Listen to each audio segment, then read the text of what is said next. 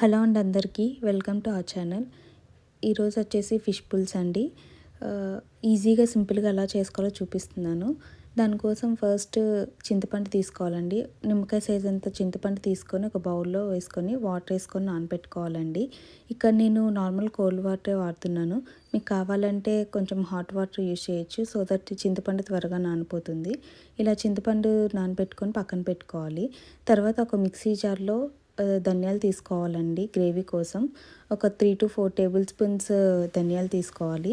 తర్వాత 2 యాలక్కాయలు, 1 ఇంచు దాకా దాల్చిన చెక్క, 5-6 లవంగాల మొగ్గలు తీసుకొని ఇలా కోర్స్గా బ్లెండ్ చేసుకోవాలి. ఇలా కోర్స్గా బ్లెండ్ చేసుకున్నాక అందులోకి 1 ఇంచు దాకా అల్లం ముక్కలు యాడ్ చేసుకోవాలండి. అల్లం ముక్కలు కూడా కొంచెం చిన్న చిన్న పీసెస్గా కట్ చేసుకొని వేసుకోవాలి. తర్వాత ఒక 15-16 ఎల్లిపాయలు వేసుకోవాలండి. ఎల్లిపాయలు కూడా వేసుకున్నాక ఒక ఉల్లిపాయను కూడా ఇలా కట్ చేసుకొని వేసుకొని కొంచెం బ్లెండ్ చేసుకోవాలి. ఇలా బ్లెండ్ చేసుకున్నాక కొంచెం వాటర్ యాడ్ చేసి స్మూత్ పేస్ట్ లాగా గ్రైండ్ చేసుకోవాలి మొత్తం. ఇదే మనకి కర్రీలోకి గ్రేవీకి యూజ్ అవుతుందండి. తర్వాత నేను ఒక ఉల్లిపాయని ఇలా సన్నగా కట్ చేసుకున్నాను. తర్వాత ప్యాన్ పెట్టుకొని ఆయిల్ యాడ్ చేసుకోవాలి. నాన్ వెజ్ కర్రీస్కి ఆయిల్ ఎక్కువే పడుతుందండి. So 1 to 2 table spoons oil వేసాను. తర్వాత అందులో కొంచెం 1/2 టీ స్పూన్ మెంతులు యాడ్ చేశాను. కొంచెం చిట్పట్లు ఆడిచ్చాక ఆనియన్స్ వేసి 2 పచ్చిమిరపకాయలు కూడా వేసానండి. సో ఇలా కొంచెం ఫ్రై చేసుకోవాలి. ఆనియన్స్ కొంచెం గోల్డెన్ బ్రౌన్ షేడ్ వచ్చేదాకా ఫ్రై చేసుకోవాలి. తర్వాత మనం ఇందాక మిక్సీ చేసుకున్నాం కదా, ఆ పేస్ట్ని యాడ్ చేశాను.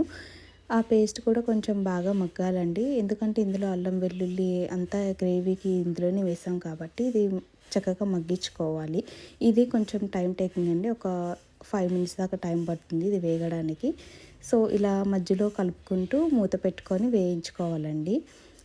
మధ్య మధ్యలో అడుగంటకుండా మధ్య మధ్యలో కలుపుకుంటూ ఉండాలండి ఇలా మూత తీసి పెట్టుకున్నాక. అండ్ ఆల్సో కొంచెం లో టు మీడియం ఫ్లేమ్లో పెట్టుకొని మగ్గించుకోవాలి ఈ గ్రేవీని. ఎందుకంటే మాడిపోయే ఛాన్సెస్ ఉంటాయి. అండ్ ఆల్సో అడుగు కూడా అంటే ఛాన్సెస్ ఉంటాయి. అందుకని ఇలా లో టు మీడియం ఫ్లేమ్లో పెట్టుకొని ఇలా మూత పెట్టుకొని మగ్గించుకుంటూ ఉండాలి. ఒక 5 minutes అయ్యాక గ్రేవీ మనకి ఇలా ఆయిల్ కొంచెం పైకి తేలి గ్రేవీ దగ్గర పడ్డాక 1.5 టేబుల్ స్పూన్ సాల్ట్ యాడ్ చేసుకున్నానండి. సాల్ట్ మీ టేస్ట్కి తగ్గట్టు యాడ్ చేసుకోండి. తర్వాత 1/2 టీ స్పూన్ పసుపు యాడ్ చేసుకున్నాను. ఒకసారి అంతా కలుపుకున్నాక ఒక 2 to 3 టేబుల్ స్పూన్స్ కారం వేసుకున్నానండి. కారం కూడా మీ టేస్ట్కి తగ్గట్టు వేసుకోవచ్చు. ఇలా కారం యాడ్ చేశాక ఇంకా కొంచెం మగ్గిన తర్వాత ఫిష్ ముక్కలు యాడ్ చేసుకోవడమే అండి. నేను అయితే ఫస్ట్ ఫిష్ ముక్కల్ని ఇందులో వేసేస్తున్నాను, సో దట్ కొంచెం ఫిష్ ముక్కలకి సాల్ట్ కారం యాడ్ అవుతుందని. మనం ఇక్కడ చింతపండు పులుసు కూడా యాడ్ చేసుకోవచ్చు ఫస్ట్. సో ఇలా ఆయిల్ పైకి తేలిన తర్వాత ఇలా ఫిష్ ముక్కలు యాడ్ చేసుకున్నాక కొంచెం ముక్కల్ని గరిటెతో కొంచెం అటు ఇటు కదపండి. ఫిష్ పుల్స్కి గరిటె ఎక్కువ యూజ్ చేయకండి, ఎందుకంటే ముక్కలు విరిగిపోయే ఛాన్సెస్ ఉంటాయి.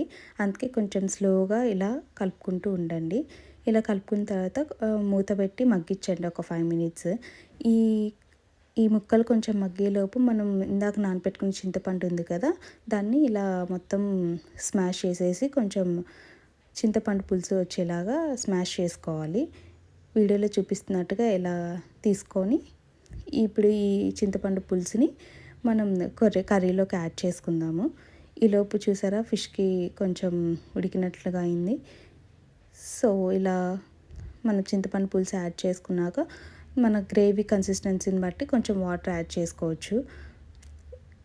వాటర్ యాడ్ చేసుకున్నాక ఒక్కసారి మొత్తం కలుపుకొని మూత పెట్టుకొని ఒక 5 to 10 minutes మగ్గించుకోవడమేనండి. ఫిష్ త్వరగా ఉడికిపోతుంది.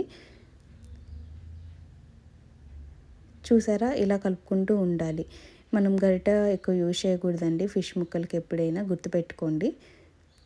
ఇలా మగ్గిన తర్వాత కొంచెం పుదీనా కొత్తిమీర వేసి నేను మూత పెట్టేసి కొంచెం 5 to 10 minutes ఉడకబెట్టానండి.